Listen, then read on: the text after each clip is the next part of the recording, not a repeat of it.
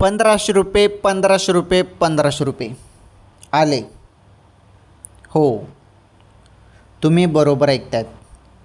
तुम्ही सर्वजण वाट बघत होते ना ₹1500ची, ते आले खात्यामध्ये, जमा झाले डायरेक्ट. सर्व जिल्ह्यात वाटप झाले आणि सर्व बहिणींच्या खात्यामध्ये ₹1500 आले. चेक करा, खातं चेक करा, तुम्ही मोबाईलचे SMS चेक करा, कारण जेव्हा पण पैसे येतात तेव्हा SMS येतो. खुशखबर आहे लाडक्या बहिणींसाठी.